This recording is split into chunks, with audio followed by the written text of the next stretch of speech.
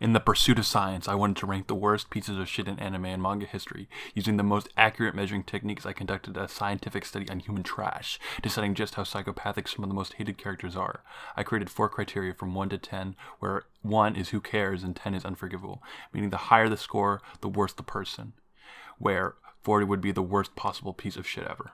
The 4 scientifically backed criteria were sins, by human standards how inhumane their actions were; impact on the series, the effect their sins had on the story, because if they didn't affect anyone we know, then evidently as a reader we don't care; their selfishness, by how much they only think about themselves; and their level of deceit, by how much they put on a farce to betray others' trust to achieve their goals.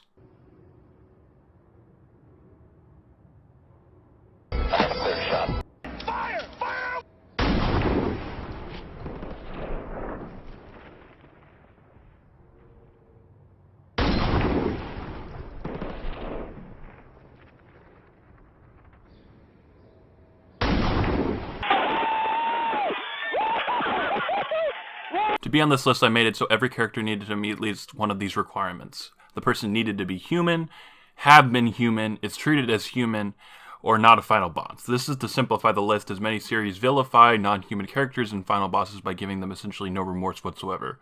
And the number of them are almost limitless. For example, the goblins from Goblin Slayer, Muzan from Demon Slayer, the Queen from Promised Neverland, the Demon from Black Clover, Goto from Parasite, or Frieza from Dragon Ball won't be on this list. To start, I'll do an example of a well-known character, Itachi. He killed his entire clan, making his sim number a 9. The impact on the series would have to be a 7 because his actions didn't directly affect the main character, but his sins are definitely important to the story as a whole, as he affected Sasuke, which in turn infects Naruto. His selfishness is a 1 because he killed his clan to stop a revolt, sacrificing himself to do so, and he does everything to protect his younger brother. His level of deceit is a 3, as even though he lies to Sasuke, he really wasn't betraying anyone, but protecting them instead. And his final score is a 20. My hand-picked group consists of what I'd consider some of the most fucked up people in anime and manga, period. My list of 10 is... and their scores are... See? I told you this was scientifically accurate. Before Rachel, there was Mine from The Rising of the Shield Hero. Mine, a princess in adventure, volunteered as the only one to help out the summoned Shield Hero in grinding levels, which appeared initially as a good thing until she betrays the Shield Hero by falsely accusing him of rape, all to work with another hero. She then lied and used others in an attempt to kill her sister to gain rights to the throne, meaning her sin score would have to be a 7 because she didn't directly kill anyone, but what she did was definitely fucked up to say the least. Impact on the series score would have to be a 10 because it changes not only her view of the story's world, but the protagonist's world. On top of that, she is always trying to ruin the Shield Hero's life. Her selfishness score is an 8 because although she almost nearly cares about herself, she does care about the other hero. Her level of deceit score has to be a 10 because she is always lying. That she deserves to be burned at the stake. Another relatively disliked character in the anime and manga community is Arya. And no, I'm not talking about Arya from Hidan no Arya. I'm talking about this Arya. Famous for being a piece of shit, her and her world from Akagami ga Kill are filled with some of the most fucked up people. Arya is our introduction to that fucked up world, where she deceives people who come to the nation's capital by offering them a helping hand. This is all to kill and torture them, making her sin score a 10 because she mutilated and killed many people. Her impact on the story is really only introducing that fucked up world, meaning that she would get a score of 5. Her selfishness is a 10 because even when confessing her sins, she can only think about herself. And her level of deceit is a 10 because she uses the trust of others to kill them, meaning that she also... The hot topic of the anime community currently, Rachel from Tower of God, and the dictionary definition of human trash. To climb the tower, she attempts to kill Bam, the main character of the story, even though Bam would have been willing to do literally anything for Rachel. Literally, Bam at one point was like, yeah, I belong to Rachel.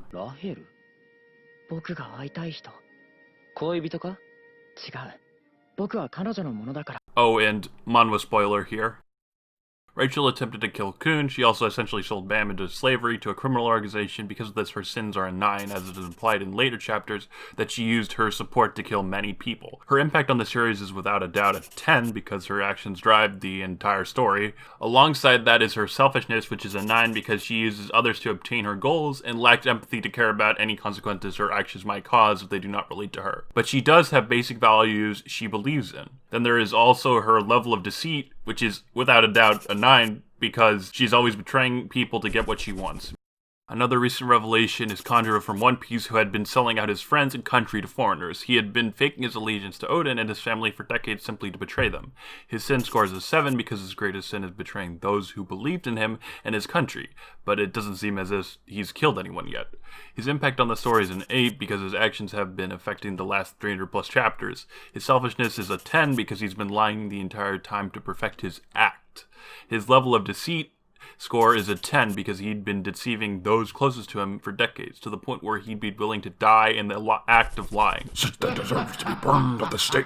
In Demon Slayer, there are many inhumane characters that have killed thousands as demons. Most humans have at least a few redeeming qualities, like the fact that they have the wherewithal to understand that what they're doing is wrong. But not Doma, or Upper Moon number 2. Literal scum.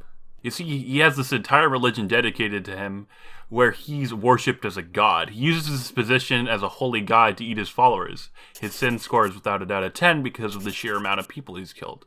A 7 for impact on the series because his actions didn't directly affect the main character, but his teammates.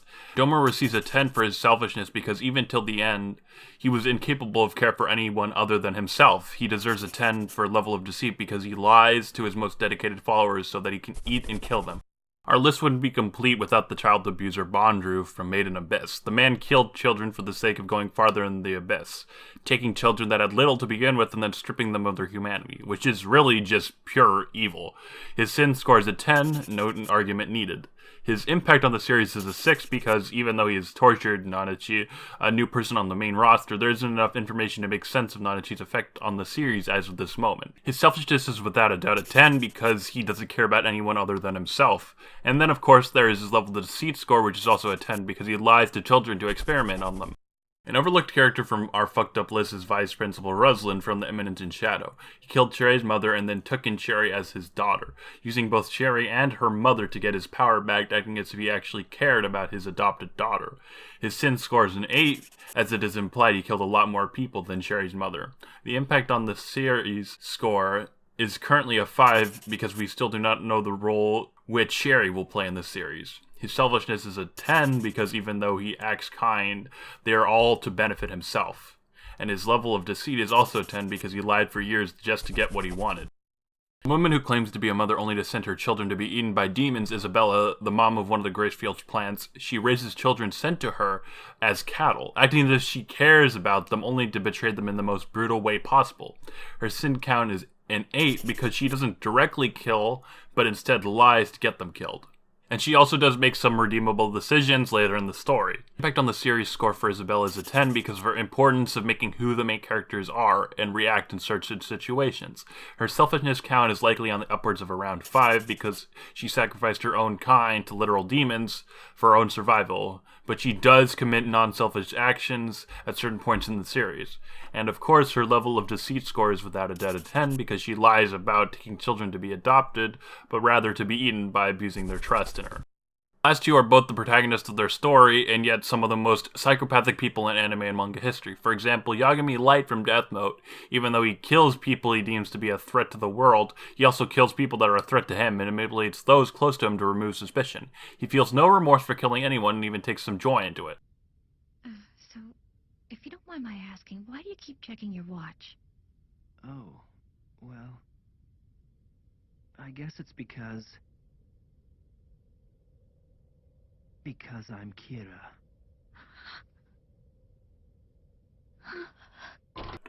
His sin scored without a doubt a 10, seeing the sheer volume of people he killed, along with the impact on the series, which is also a 10 because his sins are the story. He is not completely selfish because of his reasoning behind a good majority of his killings being for a better world, no matter how fucked up his logic is.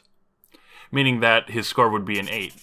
And of course, seeing how he lies with a straight face to get what he wants, to make sure that he wins, he earns a score of 10 for level of deceit. And the other protagonist of their story, and the last on my list, is Ainz from Overlord. Now, you can make the argument that the moment he transported to that new world, he could no longer be considered in any way human, as there are checks on his ability to feel remorse. But I feel as if there is an ability to not feel remorse, but to make remorseful decisions. Because you know it is the right thing to do. Ainz has killed tens of thousands of people.